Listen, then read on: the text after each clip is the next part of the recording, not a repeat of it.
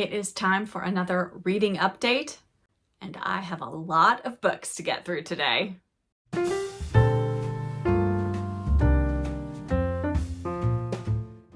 Hello book friends, I'm Jen and welcome to my reading life and welcome to another reading update where I share all about the books that I have read lately. And I have quite the stack here. So I'm not going to dilly-dally around. I am going to dive right into the books. And as usual, I'm going to start off with the books I liked the least and work my way up to the books I really loved. And I have a lot of books that I loved in the past few weeks. So good stuff is coming, you guys. But first, let's start off with the books that maybe didn't quite work for me.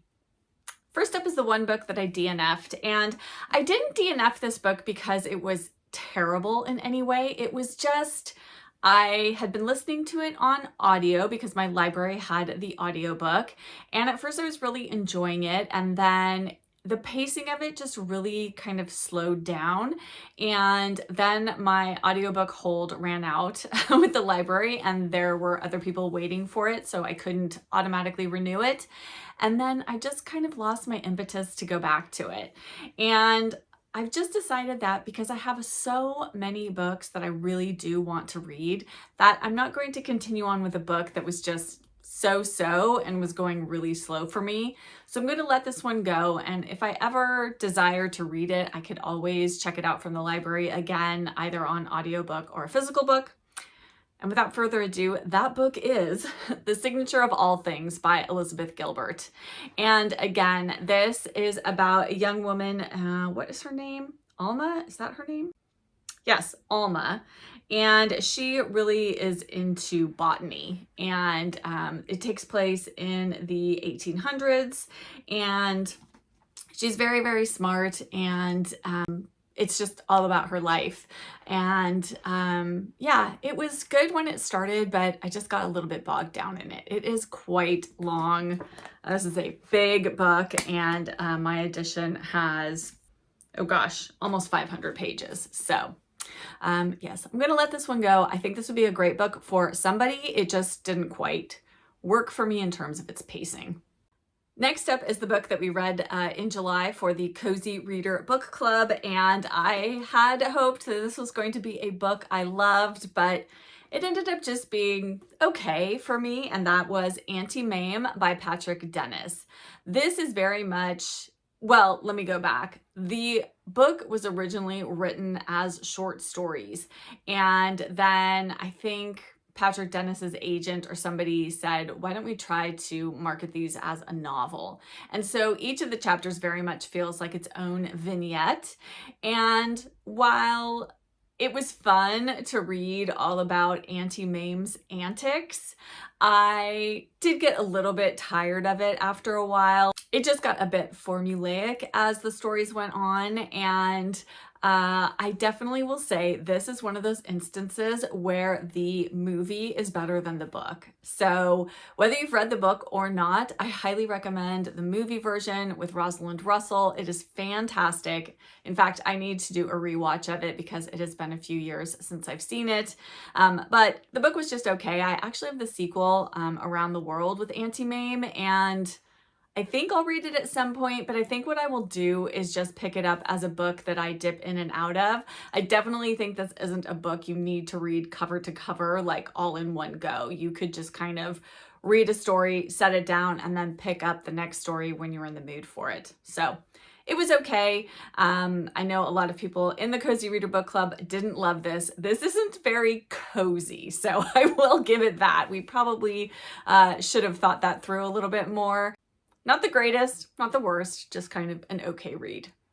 And then next up was the book that I read for the quarterly read-along I do with my Book Jenny's Patreon group, and our pick for July was Fear Stalks the Village by Ethel Lena White. Now, I read The Wheel Spins by Ethel Lena White a few months ago and absolutely loved it. It is the book that is based that the movie The Lady Vanishes by Alfred Hitchcock is based on. And this book is all about a village where poison pen letters start being sent to the residents, and you just kind of follow what happens. I will have to say it took me a while to get into this. There are a lot of characters and I was having trouble keeping them all straight. And there was just something about this that didn't quite work. And we kind of all felt the same, though I will have to say that our discussion really did help me get more out of the book than I would have had I just read it by myself.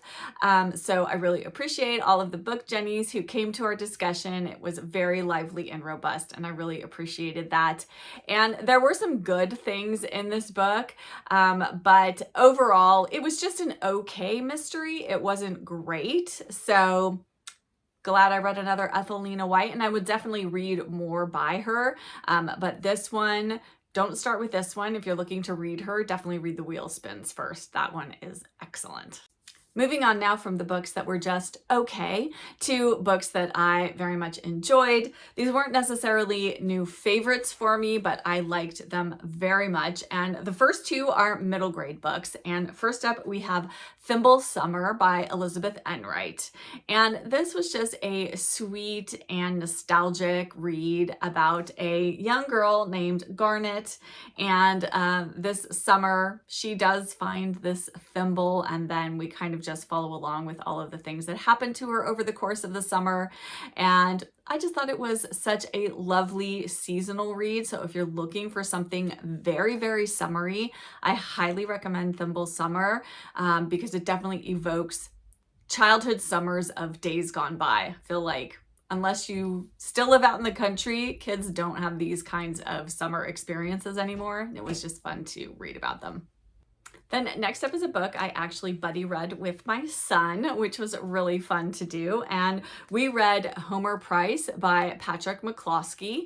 And this book, so I have a little anecdote to share about this book. It's very fun. Again, another very nostalgic book about childhood. And Homer lives in a small town. His parents own I think it's like a travel lodge kind of a thing. And this was just very fun. Again, this is 6 short chapters. Each one of them is sort of their own little vignette about things that Homer gets up to. And the picture on the cover is from the story about the donuts. And the funny thing is, there was a short movie that I watched a number of times when I was in elementary school. And it was all about this donut shop where the donut machine kind of goes bonkers and won't stop making donuts. And there's this wealthy woman who comes in to help, and her ring or bracelet or something drops into the batter and ends up being cooked into the donuts. And so then they have to spend all this time breaking open all the donuts to try to find her diamonds. And I vividly remember watching this in elementary school, and it is the story from this book. And that was such a delightful little coincidence because it was a movie that I couldn't quite remember or figure out how to find, because I would love to watch it again. And it actually is on YouTube. You can watch it. And so I will link the video in the description below so that if you have read Homer Price or you want to, and then you want to watch that little film, it's only about 30 minutes long. But it is, again, very delightful, very nostalgic. And I so enjoyed reading this. Beth from Small Home Comforts recommended this book to me, and both my son and I very much enjoyed it. And the donut chapter was absolutely our favorite. And we had to go get donuts last Friday to celebrate and to get them out of our minds because we couldn't stop thinking about donuts after reading this.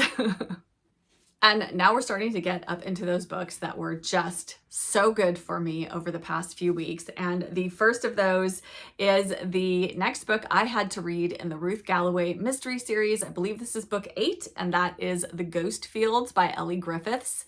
And this one takes place during the summertime, so it was perfect to read it during this season.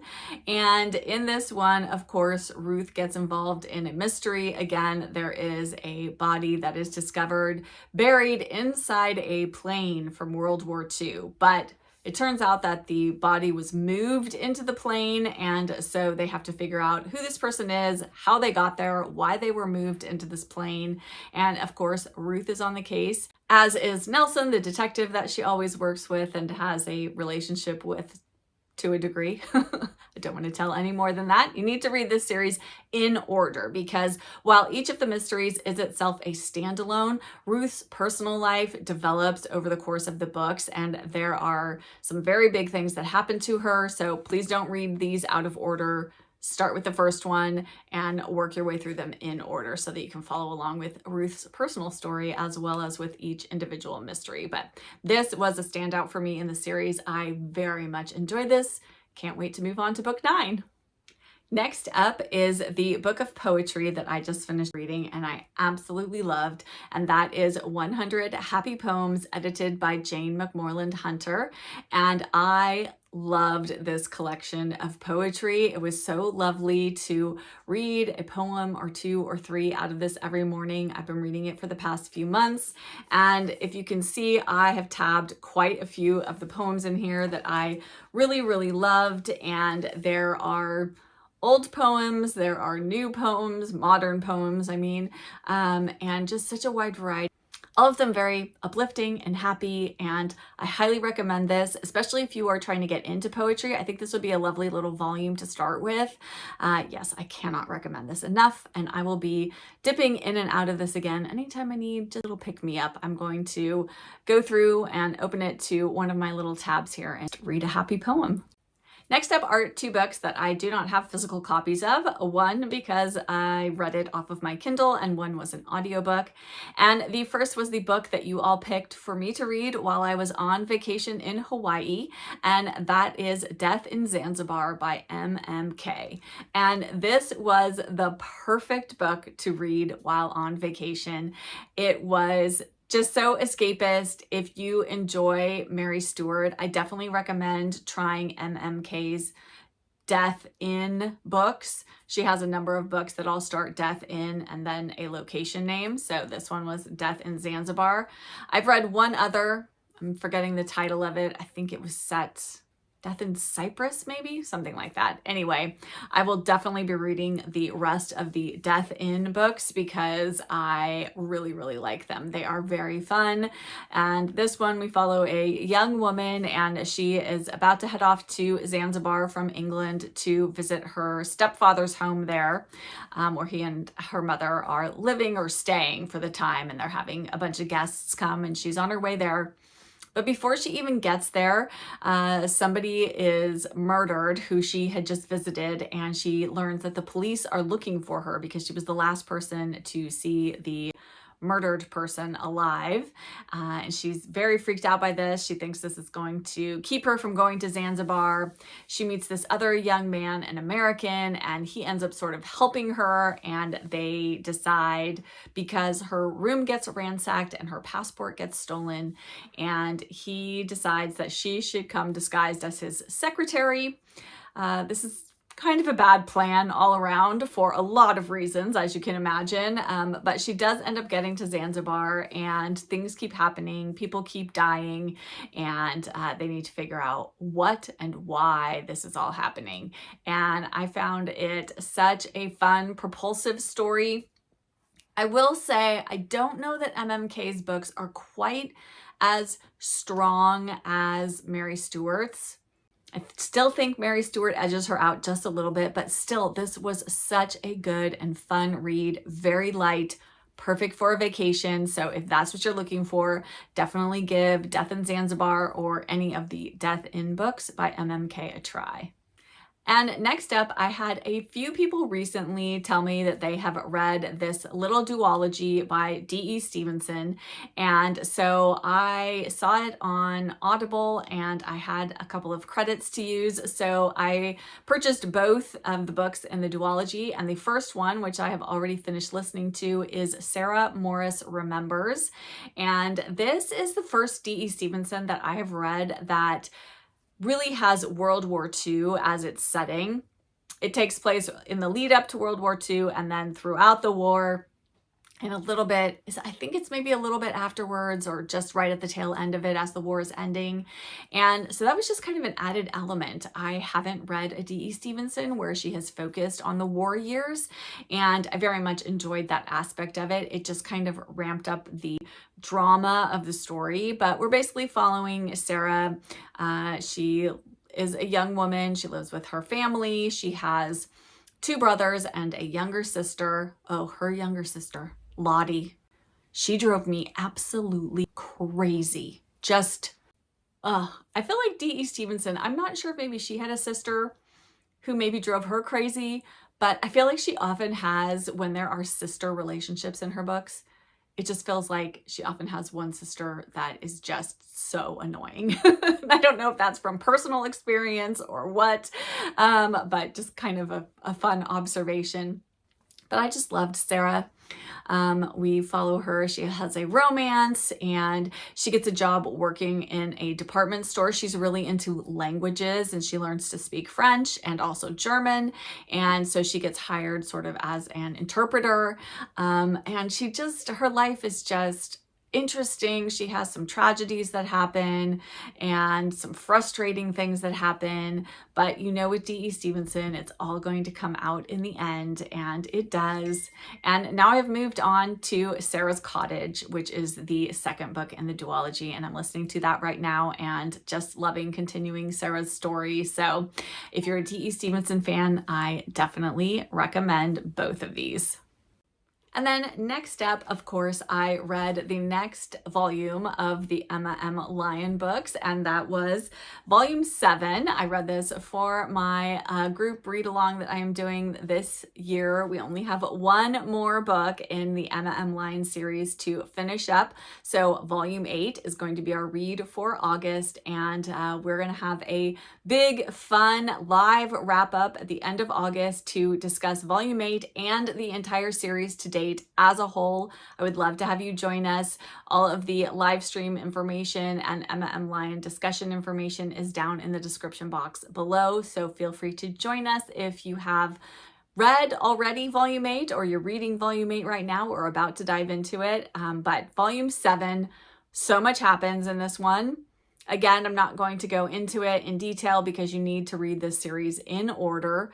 And suffice it to say, I love Emma. I love all of her friends. I love all of the scrapes that she gets into and out of again. And this is just pure delight. And this volume, really, the action really kicks into gear. And wait till you read volume 8.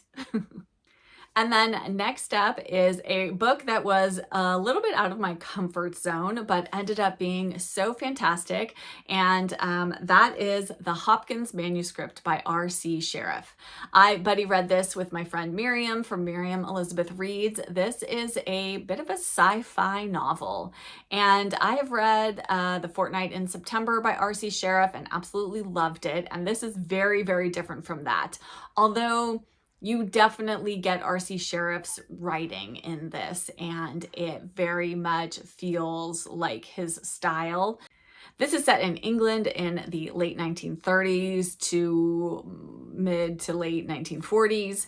And in this, we learn that the moon is on a trajectory to crash into the Earth. And at first, there's only a select number of individuals who know about it, one of whom is our main character, Edgar, and he is part of this lunar society, and they're among the first to know, and they have to keep it a secret for quite a while because they don't want people panicking until it gets a little bit closer to the event actually happening.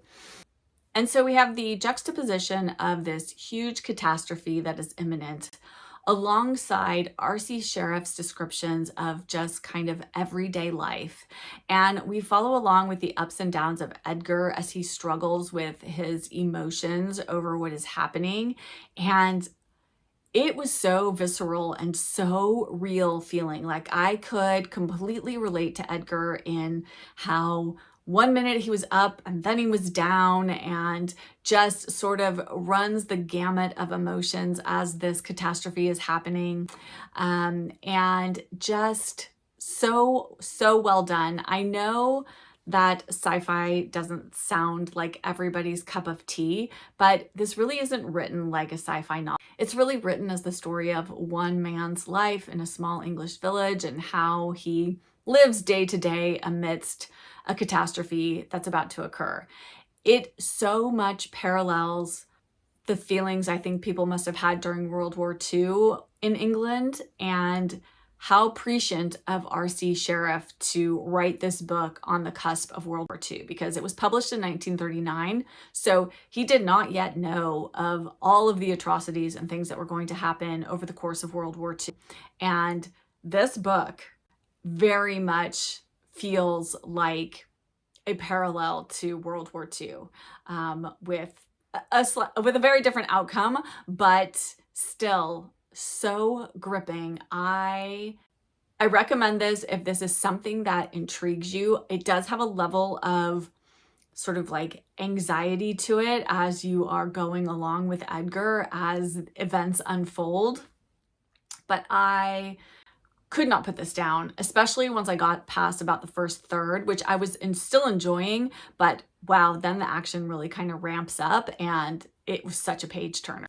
So if that sounds good to you, definitely pick up the Hopkins Manuscript by R.C. Sheriff. Next up is a classic, which I am so glad that I finally read, and I actually listened to this on audio. I had started it in June, but I finished it up in July, and that is Agnes Gray by Anne Bronte. This is coming in a very close second to Jane Eyre as my favorite Bronte novel. I loved Agnes Gray, and I wish this story had been twice as long. I could have spent way more time with Agnes. I absolutely loved following along with her story. And I was so thrilled for her as the ending came near. And if you enjoyed Jane Eyre, I think you should absolutely read Agnes Gray. It's a great follow-up book to that. Not at all the same, very different, but Agnes is just another character like Jane Eyre that you can really root for and whose corner you are in from page 1 to page the end. And yes, I loved it. I loved it. A new favorite classic of mine for sure. Next up is the other book that I read while I was on my vacation in Hawaii, and that is Daughter of Molokai by Alan Brennert. This is the sequel to Molokai, and in this we follow Ruth. She is the daughter of Rachel, who is our main character in Molokai. And we follow Ruth's life. She is placed in an orphanage because she cannot stay on the leper colony because she does not have leprosy. And we follow her as she gets adopted into a Japanese family. She is half Hawaiian, half Japanese. And this family ends up moving to California from Hawaii, and we follow along their story. They are there during World War II and are placed in a Japanese internment camp, and we learn all about that. I was just gripped by this story, and Alan Brennert is such a good writer. He draws me right into his characters, to the places, and I just absolutely love his books, and I really cannot recommend this enough. Definitely read Molokai first if you haven't read that, but then pick this one up. And I also recommend Honolulu by him, another great story. He's just a fantastic writer, and if you're going somewhere tropical, then his books are great to pick up to take with you. My final 2 books were definitely the standout books that I have read in the past few weeks. And the first one is one that when I mentioned it was going in my August pile of possibilities, so many of you said that you love this book, and you also said you thought I would love it too, and you weren't wrong. And that book is Father by Elizabeth von Arnim. This is such a wonderful read. In this, we follow Jennifer. She is our protagonist, and she is a 33-year-old spinster who has been living with her father up until the day he comes in and tells her he has gotten remarried to a much younger woman, and she had no idea he was even seeing anyone. And suddenly her life opens up with a freedom she never thought she would have. She had made a promise to her mother on her mother's deathbed that she would take care of her father, and she has kept that promise, but now suddenly she feels like she can go and live her own life. And this book follows the next few weeks in Jennifer's life and what happens to her and where she goes and the people that she meets. And this is such a wonderful story. Elizabeth von Arnim is so insightful about the relationships between different types of people. So between parents and children, between men and women, and she's so good. You can tell, because Elizabeth von Arnim didn't have the best marriages, you can tell that, I think, from this book, her feelings on marriage and certain types of men in particular. So I will just leave it at that. I feel like this is a book you kind of just need to go into and go along for the ride. It did have a level of, I just kept wanting to turn the pages and feeling like what is going to happen next, because it just felt like this could have been a very quiet, meandering sort of story, and that's not really what we get here. And so I found that very surprising, but in a really wonderful way. And if that sounds intriguing to you, definitely give Father a try. And my last book is a book that is definitely going to go on my all-time favorites list. It will be on my favorites of this year for sure. And that book is One Afternoon by Sean James. This is the Persephone Books edition. And I picked this book up because I heard Miranda Mills talking about it, and she compared it to a Rosamund Pilcher story. And that was really all I needed to know. And I will say I agree with that assessment to a certain degree. I feel like it's a little bit more edgy than a Rosamund Pilcher book is, though it definitely has some of that feel to it. To me, this felt like a cross between Rosamund Pilcher and Laurie Colwin's writing, and I can't think of higher praise than that. Two of my very favorite writers writing about a young widow who has 3 young daughters, and she starts a love affair with a younger man, and it just follows what happens after they meet on one afternoon and what goes from there. I really loved our main character, Anna, in this story, and it was just lovely to watch her kind of evolve over the course of the story, which takes place about over the course of 1 year. And this is just a story that I feel like is going to stay with me and is one that I can already see myself rereading. And yes, definitely a new favorite. And while it's not a perfect book by any means, there was actually a good chunk of the book where I was hoping something else would happen that doesn't happen at the end of this, but by the end of it, I felt satisfied with where the ending took me. And yes, just such an engaging read, another page turner. And if that sounds interesting, the Rosamund Pilcher, Laurie Colwin mashup, then definitely give One Afternoon by Sean James a try. And that will do it for this reading wrap up of all of these books that I read recently. Quite a big stack. Try not to drop it. I read some really good books over the past few weeks, and I would love to chat with you in the comments. Have you read any of the books that I mentioned here? Are any of them going on your TBR now that you heard me talking about them? And what's a book that you read and loved lately? I would love to hear that. Let's chat about all the bookish things down in the comments below. I love chatting with you down there. And if you're here but you don't have anything that you'd like to add in the comments, but you want to let me know that you were here, because comments really do help my channel, why don't you leave me a pink emoji, because I love this pink cover of Father by Elizabeth von Arnim. So leave me something pink down in the comments to let me know that you were here. I really do appreciate you leaving those comments. As I said, they really do help my channel. And if you enjoyed this video, if you could hit that like button and subscribe. If you aren't already subscribed, I would love to have you join my bookish community. Thank you so much for being here and for taking time out of your day to spend it with me here in my cozy corner of booktube. And I'll be back with another video very soon. Bye.